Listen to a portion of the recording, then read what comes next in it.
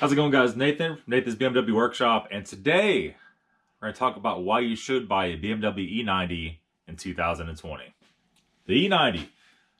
Right now, the E90 is the cheapest, newish BMW you can buy for a decent price. Now, in 2006, for most cars, they've undergone a huge change. You got the newer engines, the newer chassis. This is kind of the best of those cars you could get. Now, obviously, you get E46 or something older, cheaper. But right now, for the going rate, one like this, I would say a broken one of these. Like 07, 08, 09, in that range, 328. Broken, $1,000. One that runs perfectly fine and has good miles on it, $4,000 to $5,000.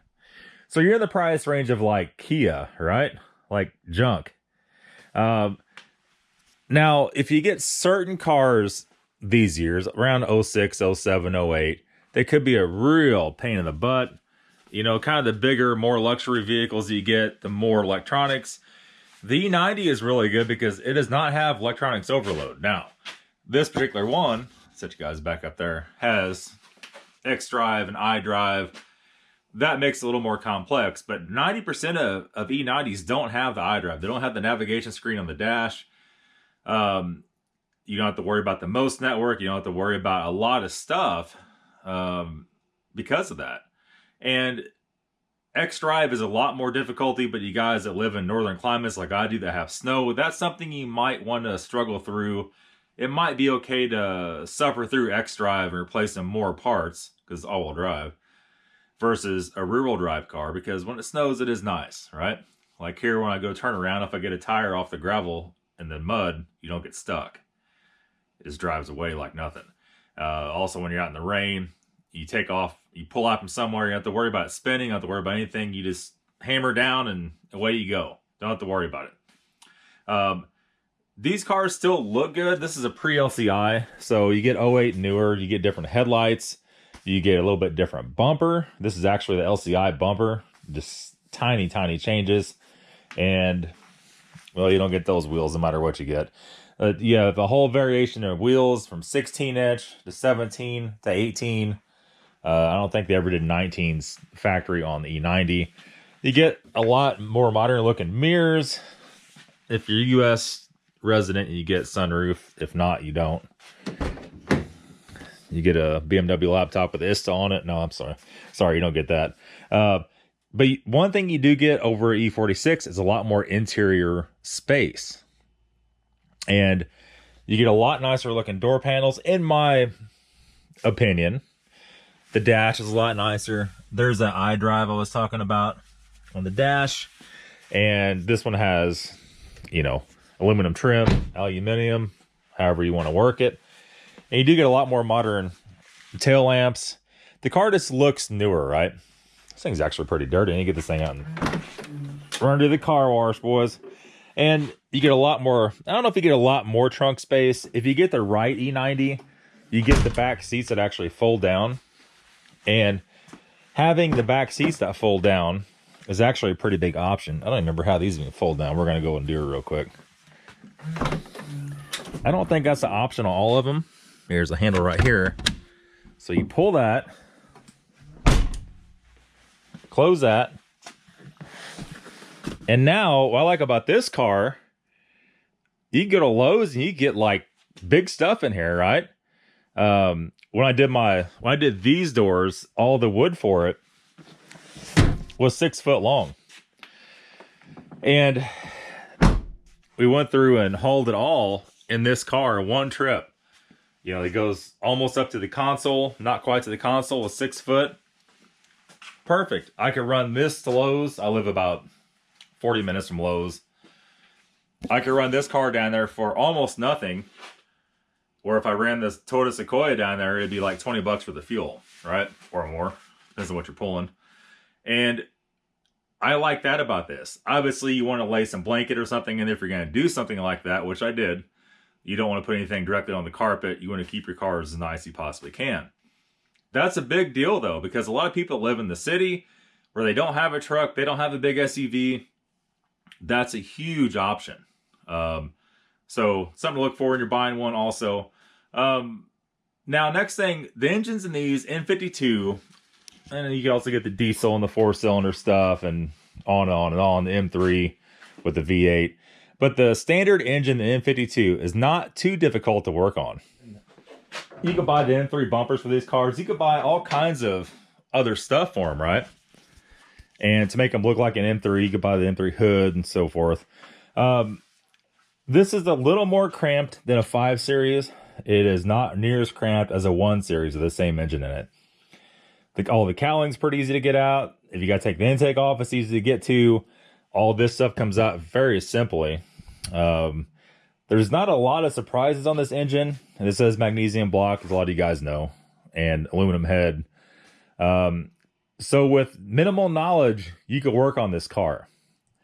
Now, it depends on what year and variant you get. This all-wheel drive variant has the GM transmission. Some of these that have the ZF6HP19.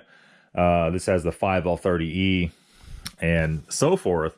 But none of those transmissions are necessarily bad. The biggest thing with those is to change the fluid, keep the maintenance up, just like anything else. This car is 150-some thousand miles on it. And other than problems from other shops, it really hasn't had too many issues. Now, it has a couple issues now from sitting around not being driven, and we're tending to those. But ordinarily, if you keep it on the road, you don't let it sit somewhere for a year, and all that nonsense, they're generally pretty good. Like I said, not having all-wheel drive is a huge thing as far as less maintenance. But if you have to have that, of course, you know, more power to you. The car makes okay power. I forgot what the horsepower was on 240 or 250, somewhere in that vicinity. It's not like, you know, dragster power, but you could easily pass somebody.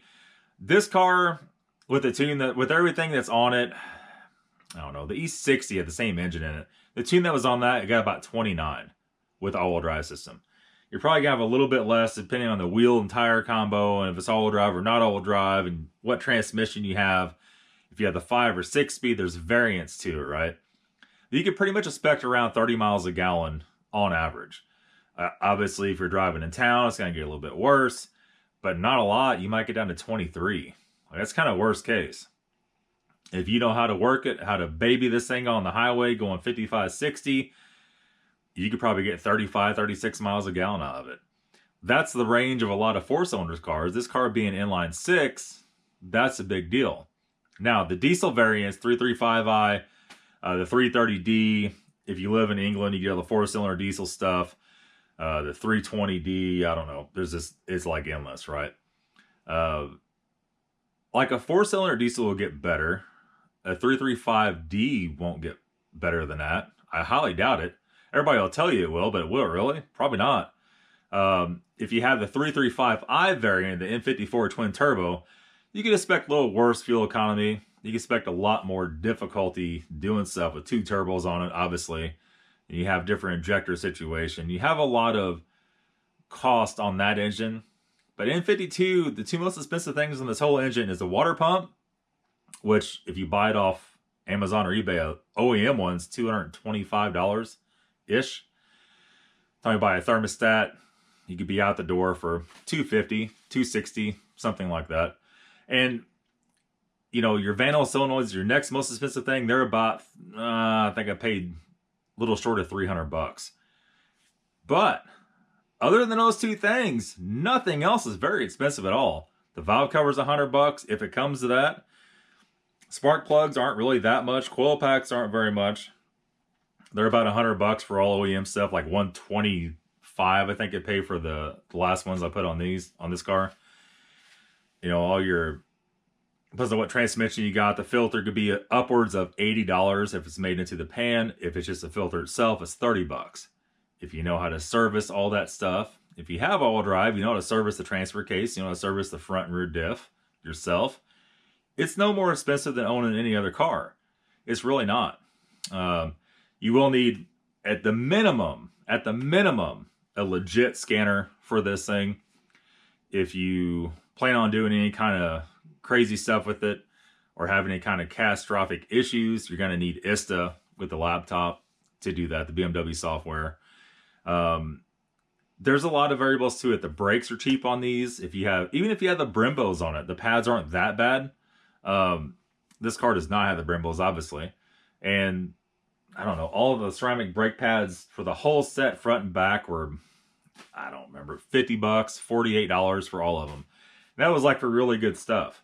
So overall cost of running it, if you can fix it yourself, really is not that bad. You can go through and buy all your oil filters online like I do.